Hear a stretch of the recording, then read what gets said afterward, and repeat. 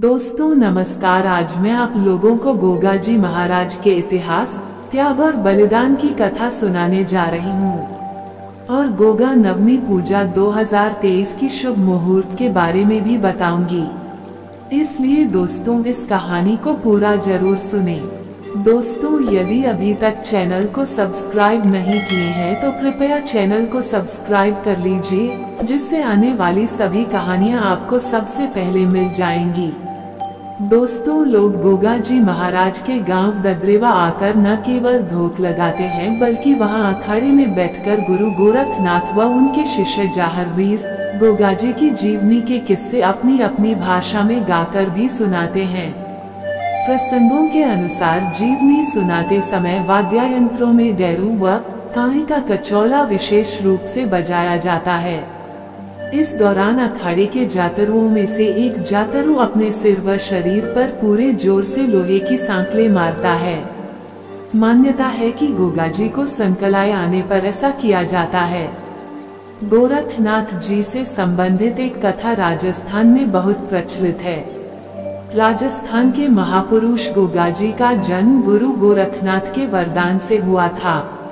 गोगा जी की मां बाछर देवी निसंतान थी। संतान प्राप्ति के सभी यत्न करने के बाद भी संतान सुख नहीं मिला। गुरु गोरखनाथ गोगामेरी के टीले पर तपस्या कर रहे थे। बाछर देवी उनकी शरण में गईं तथा गुरु गोरखनाथ ने उन्हें पुत्र प्राप्ति का वरदान दिया और एक गुगल नामक फल प्रसाद के रूप में दिया। प्रसाद खाकर बाछर देवी गर्भवती हो गई और तदुपरांत गोगा जी का जन्म हुआ। गुगल फल के नाम से इनका नाम गोगा जी पड़ा। गोगा जी और तुर्क आक्रांताओं का आपस में युद्ध गोगा जी का अपने मौसेरे भाई अर्जन चौहान व सुरजन चौहान के साथ कुछ जमीन के शासन को लेकर झगड़ा चल रहा था। अर्जन सुरजन इनके विरुद्ध मुसलमानों की फौज चढ़ा लाए। इन आक्रामकों ने इनकी गायों को घेर लिया, जिसके प्रतिरोध में गोगा जी ने युद्ध किया। गोगा जी युद्ध में चपल और सीधा होने के कारण रण क्षेत्र में हर कहीं दिखाई देते थे। उनके इस रण कौशल को देखकर ही महमूद गजनवी ने कहा था कि यह तो जाहिरा पीर है, अर्थात साक्षात देवता के समान प्रकट होता है। इसलिए ये जाहर पीर के नाम से भी प्रसिद्ध हैं। कुछ लोग जाहर पीर का मतलब भगवान नरसिंह के वीर से जोड़ते हैं। राजस्थानी लोक कथा अनुसार ये युद्ध भूमि में अपने 47 पुत्रों तथा 7 भतीजों के साथ वीरगति हुए।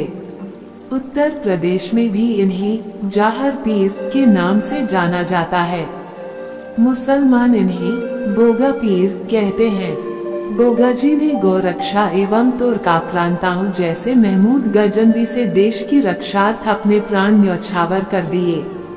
राजस्थान का किसान वर्षा के बाद हल जोतने से पहले गोगा जी के नाम की राखी, गोगा राखड़ी, हल और हाली दोनों को बांधता है। गोगा जी के स्थान खेजड़ी वृक्ष के नीचे होते हैं, जहां मूर्ति और एक पत्थर पर सर्प की आकृति अंकित होती है। इसलिए बागड़ में तो ये कहावत है कि गांव गांव गोगो ने गांव गांव खेजड़ी।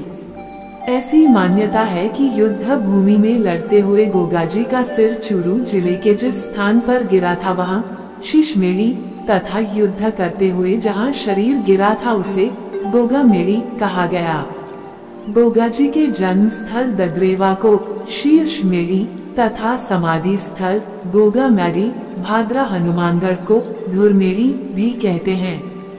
दोस्तों सावन खत्म होने के साथ ही भाद्रपद माह की शुरुआत हो जाती है और भाद्रपद के कृष्ण पक्ष की नवमी तिथि को गोगा नवमी मनाई जाती है।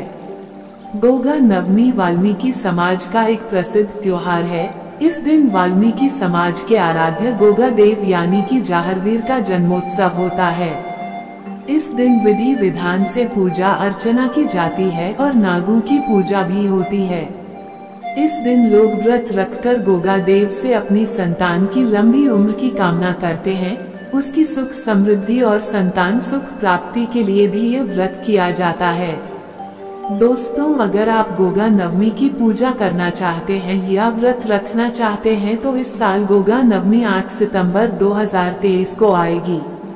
गोगा नवमी का शुभ मुहूर्त सुबह 7:36 से सुबह 11:15 तक रहेगा। इसके बाद दोपहर का मुहूर्त 12:19 से 1:53 तक रहेगा।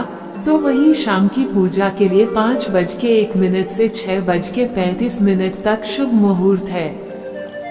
नमस्कार दोस्तों, उम्मीद करती हूँ गोगा जी महाराज से जुड़ी जानकारी आप लोगों को बहुत पसंद आई होगी।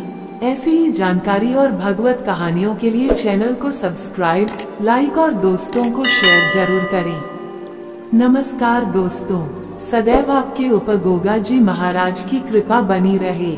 जय गोगा जी महाराज, जय गुरु गोरखनाथ।